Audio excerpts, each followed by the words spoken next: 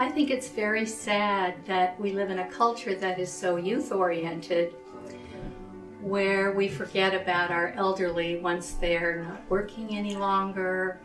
And this isn't my situation. I have a family that surrounds me and a very vital life, but I have seen people in nursing homes who have no one who visits them, or who have a visitor maybe for Christmas or Thanksgiving or some other holiday, or maybe a birthday.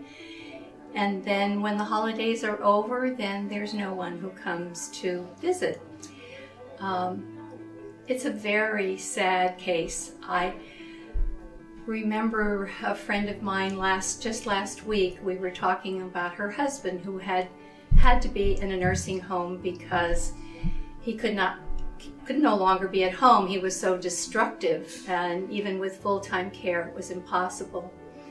And she said he lived in a very small facility, which was very loving and caring, but the other 5 patients who lived there had no one to visit them.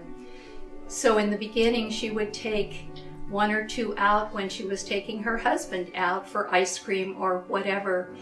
And she said it was just so sad for her that her heart just went out to them all, and she wished that she could have adopted them all.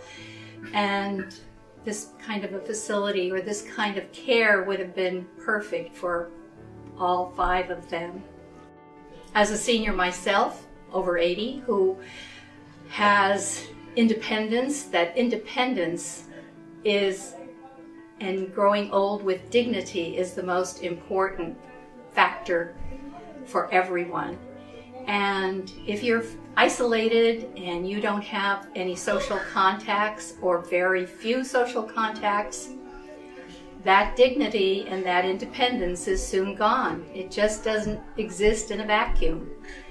Everybody needs somebody. Nobody exists on an island. And just as it takes a village to raise children, it takes a village to take care of our elderly. You know, empathy is the name of the game. And I think that when people have someone that they can look forward to with a telephone call, who's going to care about them and find out how they are and maybe have an opinion about something. You know, seniors have lived a long time and they have lots of opinions about things. And so it isn't only saying hello and how are you, but what's new in your life today, or what do you remember today? Do you have a favorite memory to share with me? I think the possibilities are endless, and it's the same as any other friendship. It grows.